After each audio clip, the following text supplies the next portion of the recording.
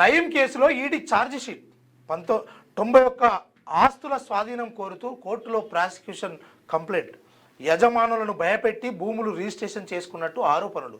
ఇందులో పాశం శ్రీనివాస్ కీలకంగా వ్యవహరించినట్టు స్పష్టీకరణ. 10 మందిపై అభియోగాలు నమోదు. ఇక తెలుసు కదా మన నయీం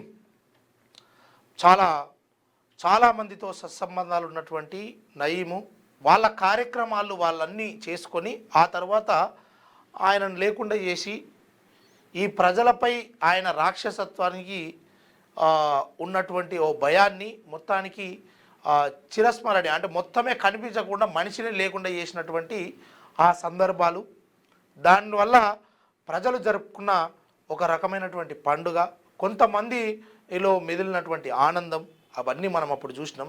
కానీ మరి ఇవన్నీ గుంజుకున్నటువంటి ఆస్తులు ఏవైతే ఉన్నాయో ఈ నయీంకు సంబంధించిన ఆస్తులు మరి ఎవరి దగ్గర గుంజుకుండో వాళ్ళకు మళ్ళా చేరినాయా చేరలేదా అన్న విషయాలు కూడా ఈ ప్రభుత్వము గత ప్రభుత్వము స్పష్టం చేయలేదు.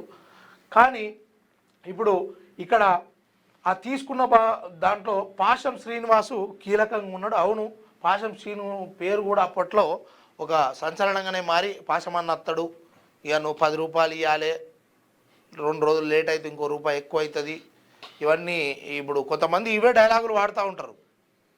నేను మళ్ళీ అడగా, నీ ఇష్టము, ఈ భారీ డైలాగులు ఉంటాయి అన్నట్టు.